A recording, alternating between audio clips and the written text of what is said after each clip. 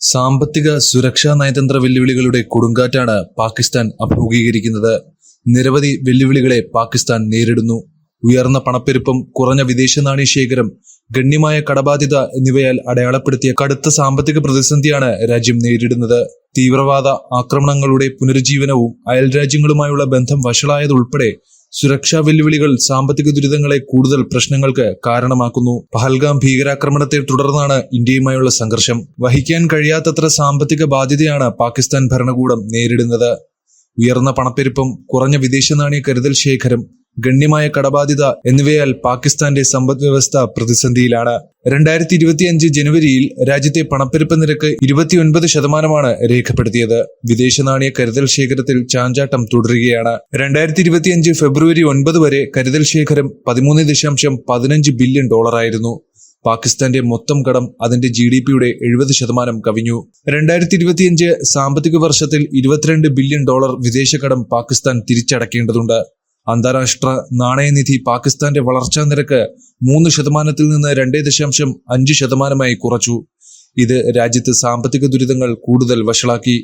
ഭീകരാക്രമണങ്ങളുടെ പുനരുജ്ജീവനവും അയൽരാജ്യങ്ങളുമായുള്ള ബന്ധവും വഷളായതോടെ പാകിസ്ഥാനിലെ സുരക്ഷാസ്ഥിതിയും മോശമായി. പാകിസ്ഥാൻ ആക്രമണങ്ങൾക്കെതിരെ പ്രതികാര നടപടികളുമായി താലിബാൻ പാകിസ്ഥാൻ അതിർത്തിയിൽ തുടർച്ചയായ ആക്രമണങ്ങൾ നടത്തിവരികയാണ്. ബലൂചിസ്ഥാൻ പ്രവിശ്യ സ്വാതന്ത്ര്യത്തിനായുള്ള പ്രതിഷേധങ്ങൾക്ക് സാക്ഷ്യം വഹിക്കുന്നു. തീവ്രവാദികൾ ഒരു പാകിസ്ഥാൻ ട്രെയിൻ ഹൈജാക്ക് ചെയ്യുകയും സൈന്യത്തെ വെല്ലുവിളിക്കുകയും ചെയ്യുന്നു. ബലൂചിസ്ഥാനിലെ സ്വാതന്ത്ര്യ സമരത്തെ ഇന്ത്യ പരോക്ഷമായി പിന്തുണയ്ക്കുന്നുണ്ടെന്ന ആരോപണവുമുണ്ട്. എന്നിരുന്നാലും ഇന്ത്യ ഇത് ഒരിക്കലും അംഗീകരിച്ചിട്ടില്ല. സുരക്ഷാ വെല്ലുവിളികൾ പാകിസ്ഥാന്റെ സ്ഥിരതയ്ക്കും സമൃദ്ധിക്കും ഗണ്യമായ ഭീഷണികളാണ് ഉയർത്തുന്നത്. അയൽരാജ്യങ്ങളുമായുള്ള പാകിസ്ഥാന്റെ നയതന്ത്ര ബന്ധങ്ങളും വഷളായിരിക്കുന്നു. അതിർത്തി തർക്കങ്ങൾ, വ്യാപാരം, സുരക്ഷാ പ്രശ്നങ്ങൾ എന്നിവയെ ചൊല്ലിയുള്ള പിരിമുറുക്കങ്ങൾ കാരണം ഇന്ത്യയുമായുള്ള ബന്ധം എക്കാലത്തെയും സംബന്ധിച്ച് ഏറ്റവും മോശമായ നിലയിലാണ് ഇപ്പോഴുള്ളത്. ഇറാനുമായും അഫ്ഗാനിസ്ഥാനുമായുള്ള പാകിസ്ഥാന്റെ ബന്ധങ്ങളും സമ്മർദ്ദത്തിലാണെന്നാണ് വിവരം. അതിർത്തി സംഘർഷങ്ങളും തീവ്രവാദ ഗ്രൂപ്പുകളെ പിന്തുണയ്ക്കുന്നുവെന്ന ആരോപണങ്ങളുമുണ്ട്. US-ൽ ഡൊണാൾഡ് ട്രംപ് പ്രസിഡന്റ് സ്ഥാനത്തെത്തിയതും പാകിസ്ഥാന് വലിയ തിരിച്ചടിയായി. പാകിസ്ഥാനെക്കുറിച്ചുള്ള ട്രംപിന്റെ നിലപാട് താല്പര്യമില്ലാത്തതാണ്. പാകിസ്ഥാന്റെ തന്ത്രപരമായ പല കാര്യങ്ങളിലും ചൈനയെ ആശ്രയിച്ചിരിക്കുന്നു. പാകിസ്ഥാൻ നേരിടുന്ന പ്രതിസന്ധി രാജ്യത്തെ സമ്പദ് വ്യവസ്ഥയ്ക്കും സമൂഹത്തിനും കാര്യമായ പ്രത്യാഘാതങ്ങൾ സൃഷ്ടിക്കുന്നു. ഇന്ത്യയുമായുള്ള സിന്ധു നദീ ജല കരാറിൽ നിന്നുള്ള പിന്മാറ്റം പാകിസ്ഥാന്റെ കാർഷിക മേഖലയെ സാരമായി ബാധിക്കുകയും വലിയ തകർച്ചയിലേക്ക് അത് നയിക്കുകയും ചെയ്യും.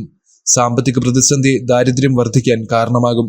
ജനസംഖ്യയുടെ 42.3% പേരും ദാരിദ്ര്യരേഖയ്ക്ക് താഴെയാണ് ജീവിക്കുന്നത്. സുരക്ഷാ വെല്ലുവിളികൾ രാജ്യത്തുടനീളം വ്യാപകമായ പ്രതിഷേധങ്ങൾക്കും കാരണമായി. പൗരന്മാർ സർക്കാരിൽ നിന്ന് നടപടി ആവശ്യപ്പെടുകയാണ്. പാകിസ്ഥാൻ സാമ്പത്തിക, സുരക്ഷാ, നയതന്ത്ര വെല്ലുവിളികൾ എന്നിവയെല്ലാം ഒറ്റയ്ക്ക് നേരിടുകയാണ്. ഉയർന്ന പണപ്പെരുപ്പം, കുറഞ്ഞ വിദേശ നാണയ കരുതൽ ശേഖരം, ഗണ്യമായ കടബാധ്യത എന്നിവയാൽ രാജ്യത്തിന്റെ സമ്പദ് വ്യവസ്ഥ പ്രതിസന്ധിയിലാണ്.